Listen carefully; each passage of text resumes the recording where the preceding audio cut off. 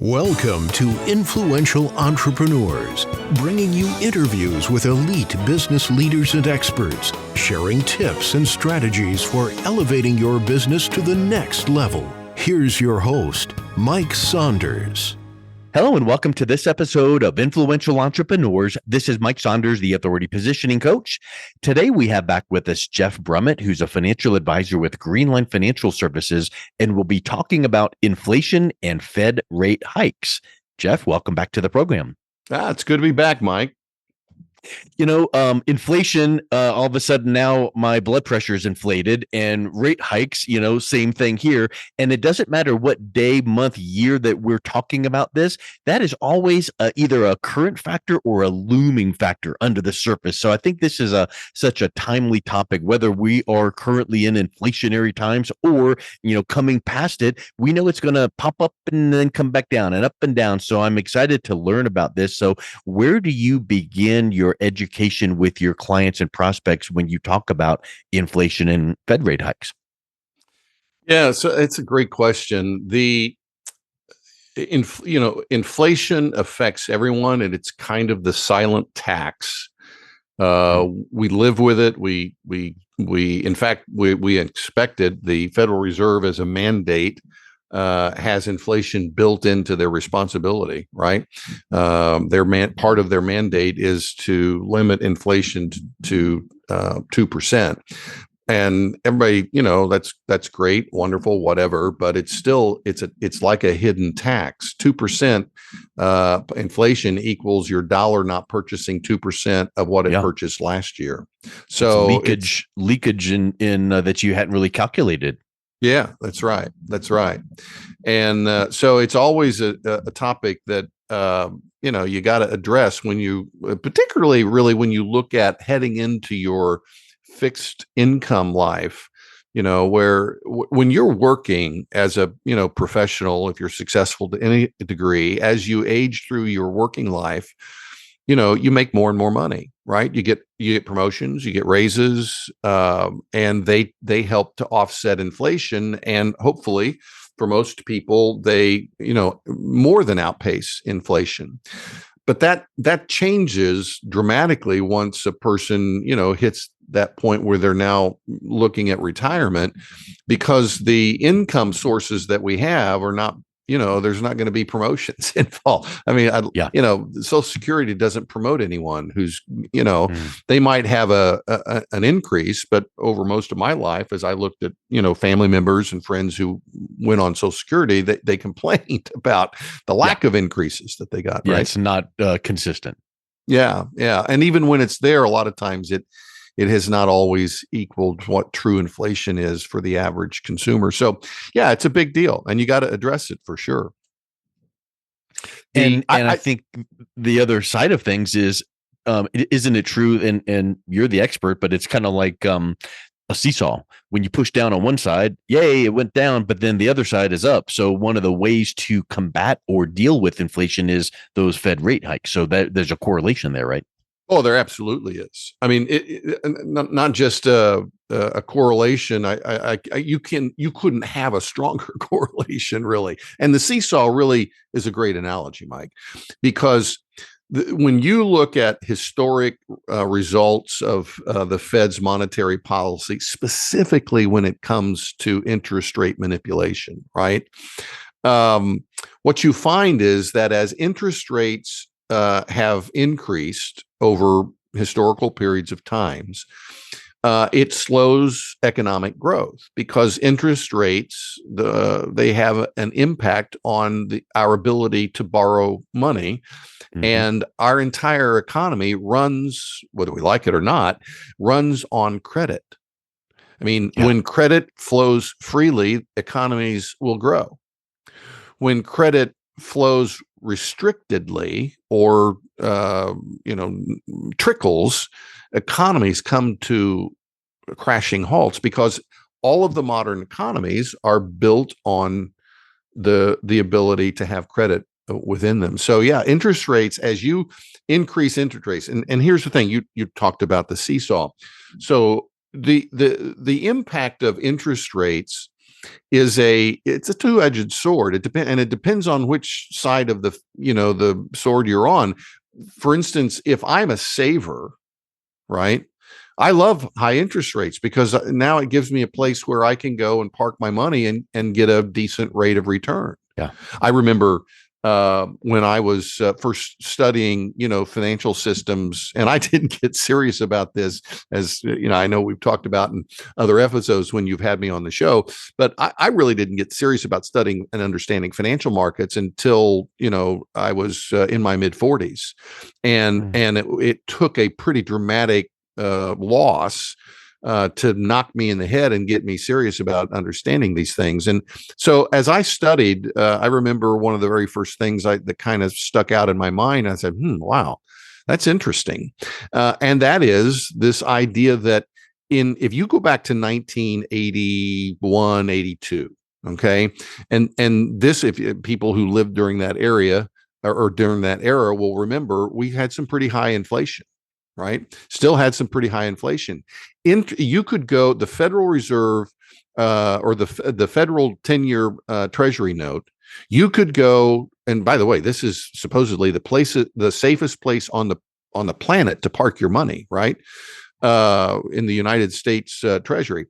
You could go to that Treasury note and off the shelf, you and I, anyone could buy a 10-year Treasury note that yielded almost 16% for the next decade. Wow. Now, I mean, we've just come out of we've come out of historically the lowest prolonged interest rate period, I think, in the history of recorded, humanity. And these rates went all the way. So think about this. In 1982, we had rates that topped out somewhere close to 16%. For the safest place on no risk, right? Yeah. This is risk-free, what is considered risk-free. If you took a little money. volatility risk, you might be looking at some big numbers there. But yeah, the risk-free at 16 is amazing. Risk-free, almost 16%. Yeah. It's just hard to wrap your brain around that we actually had that at one time. So that was the case in 1982. If you pull up a chart, you go to Yahoo Finance, Google, whatever, pull up a chart, you'll see, if you track that 10-year Treasury note, you'll see a chart that starts high and just bounces all the way down to zero. It was a 40-year race marathon to zero. And we finally hit zero during the COVID shutdowns, where that 10-year Treasury ended up bottoming out at about 0.5 or so. Wow. And so you literally saw 40 years of declining interest rates, and it didn't matter, Mike, it didn't matter when along that line. You could have bought a Treasury note, and think of it like a corporate bond. I mean, it works very similar, right? Only it's backed by the United States government instead of a corporation.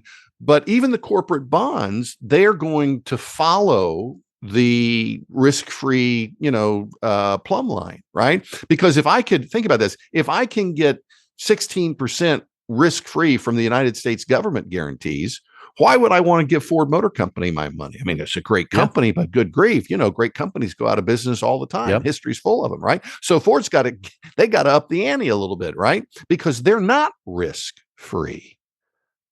So the interest rates, they impact everybody along the way, because it impacts society's ability to borrow. But it's a great thing if you're a saver. I mean, think about, if you're now retired and you're looking for places to park your money where you're trying to live off that asset without depleting and cannibalizing the asset, do you want higher interest rates or lower interest rates?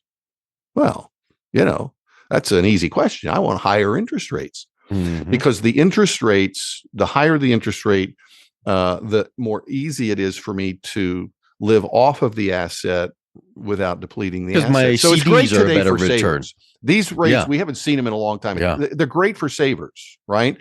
If savers know how to leverage them, and that's a separate conversation we may want to get into here a little bit.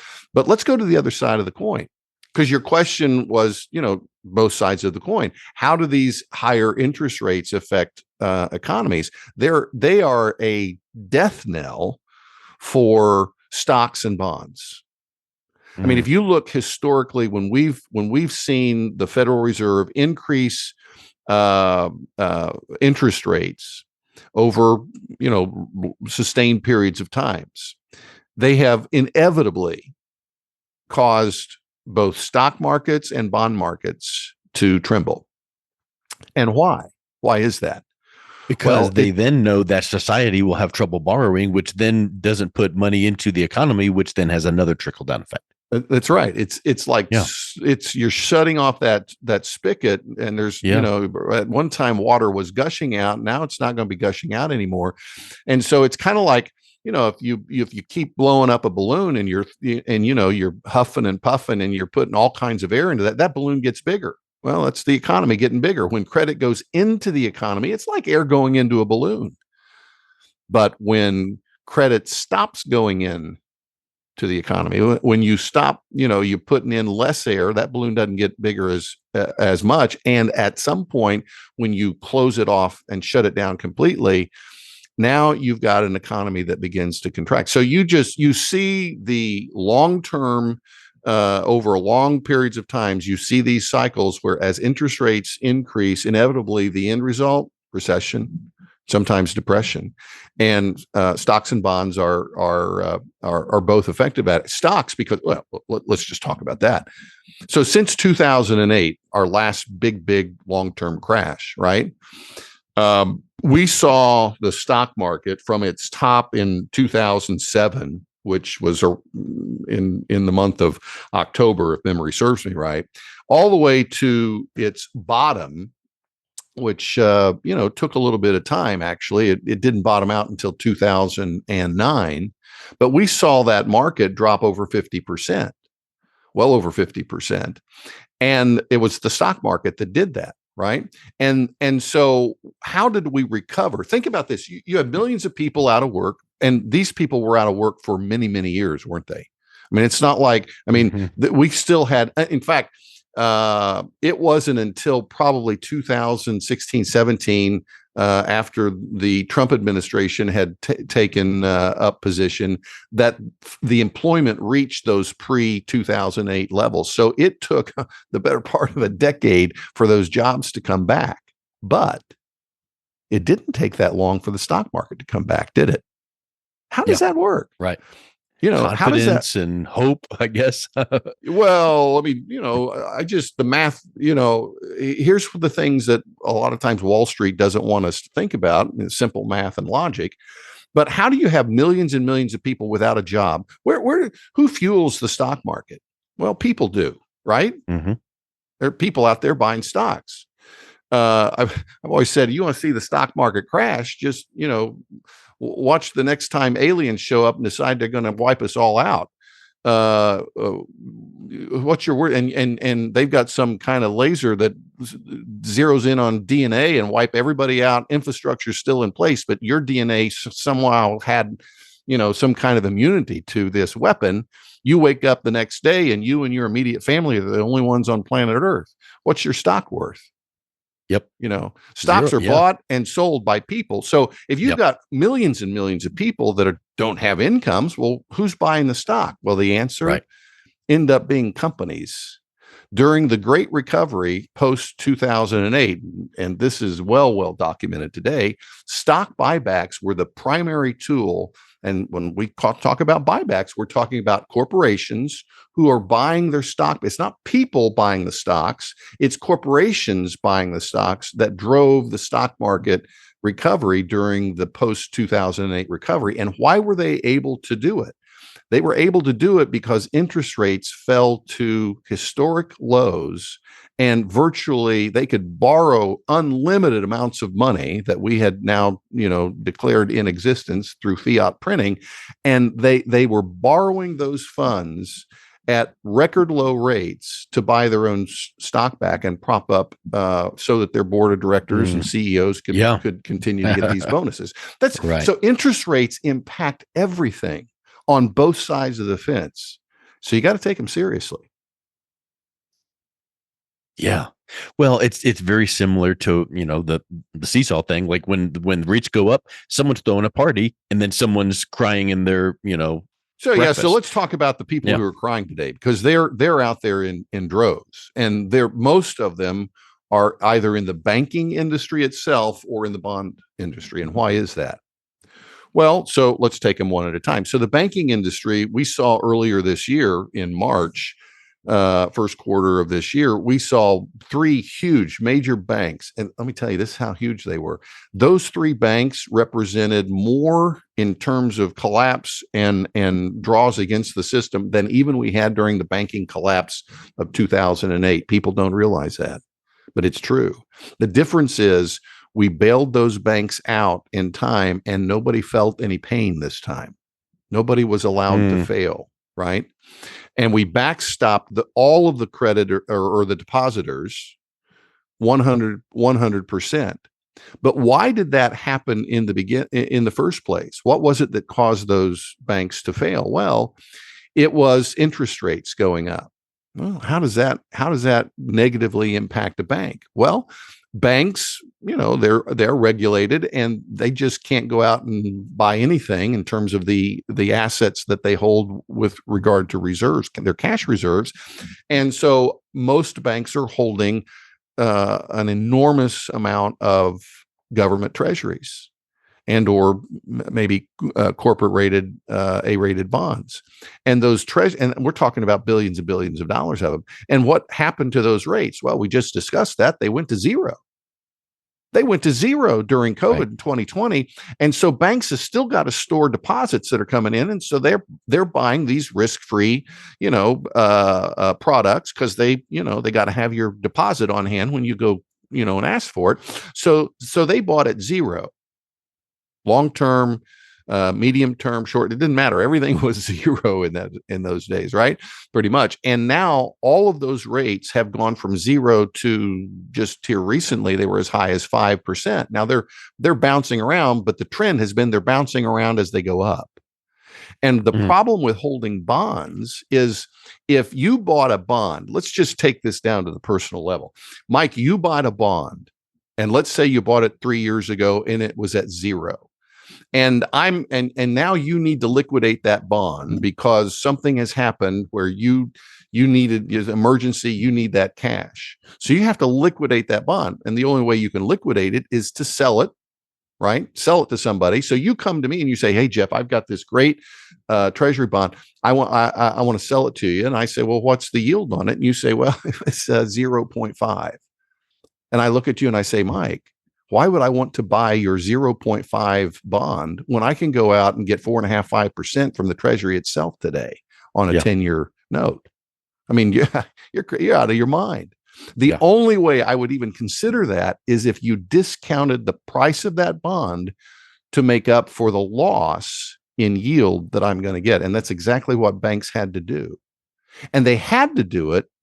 And they couldn't carry those treasuries to term because people who had their money in the bank decided they were getting zero on their money in the bank still. And there were too many places where they could go out, the treasury itself, and get 4 or 5% yields.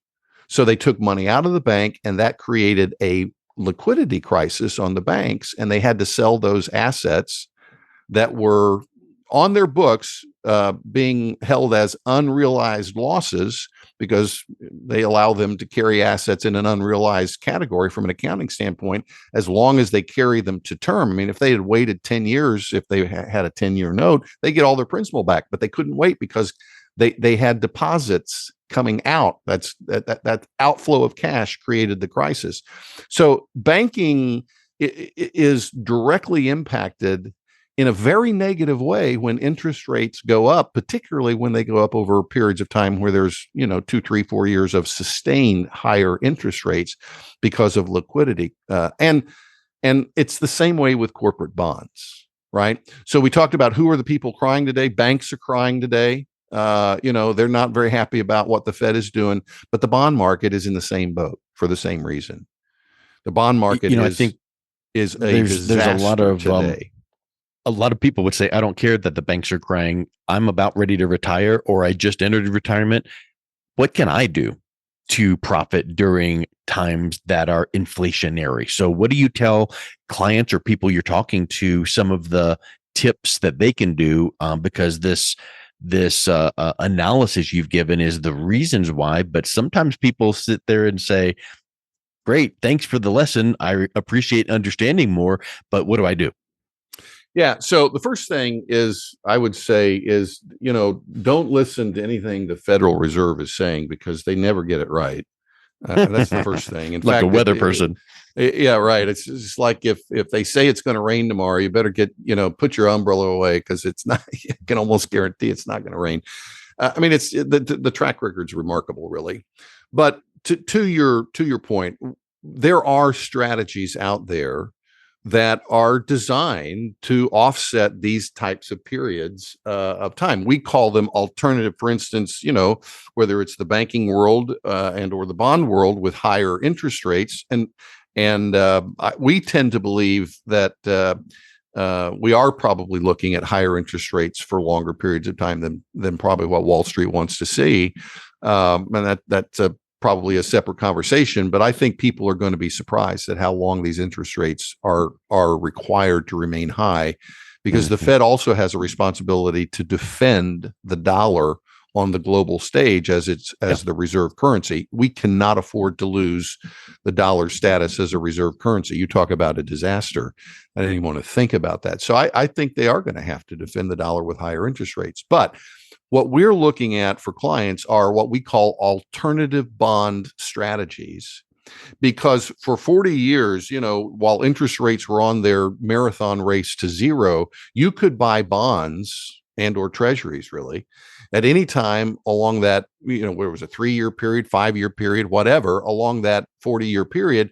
And the bond that you bought 3 years ago, you could sell for a handsome profit, 3 years later, 5 years later, if you needed income. And this is how we in Wall Street balanced people's portfolio as they got into retirement. We took and we shifted them out of stocks and into bonds. And so people have this really 40-year historical period where bonds were safe, relatively speaking, right? And they're conditioned to believe that. So they're sitting in portfolios today and thinking, I'm okay because I've got bonds. Yep. They don't realize, no, you got to liquidate. And if you've got an IRA, even if you don't need it, they're going to force you to liquidate. You're going to have to start selling those positions. So we need to be looking at bond alternative strategies, and they're out there. And that's one of the areas that we, for the last 3 or 4 years, particularly have begun to really specialize in with our practice. I think that's, I wanted to interject that, when you were saying conditioned, I think that for decades, 40 years, we were conditioned to go, oh, here's the percentage of our portfolio needs to be this percent in bonds and bond. And I think that when these times are now changing and turning, and it's not going to be overnight, you don't just flip the switch. So it's like you said, you're foreseeing that defending the dollar is going to make sure that we have to stay in some of these times. So what's the alternative? Just take it on the chin? No, because when someone is not happy with what it's doing to their investments, then that means we just have to find those alternatives. And when you are not going to succeed in retirement today, Mike. You are not going to succeed the way we've always done. If you're doing the way your daddy did it, it's not going to work. Yep. Yeah, this is not your grandfather's retirement plan, or you hear that, like, this is not your grandfather's Buick, or this is not. Yeah, and I think that people need to be aware that people like yourself that have studied this and said, okay, if this, then that. If this is happening, then here's what we need to be considering.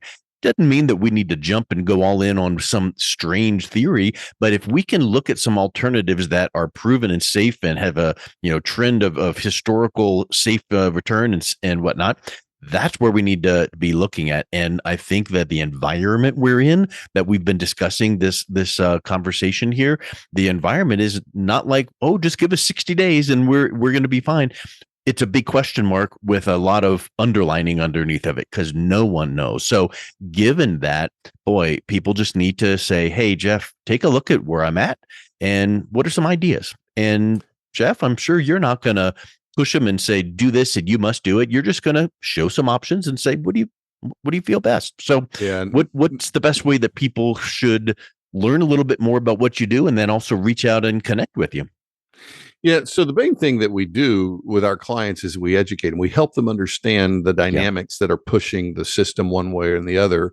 And what we find is once somebody takes the time to walk them through that education process, our clients are successful. They were professionals. They are well educated. They're smart enough. And really, if you just teach them how the game is played and what moves the ball up and down the field, so to speak, they'll become their own best financial advisor, because they'll know the types of decisions that are going to be in their best interest versus ones that are probably not. So it's really about an education process in terms of our process.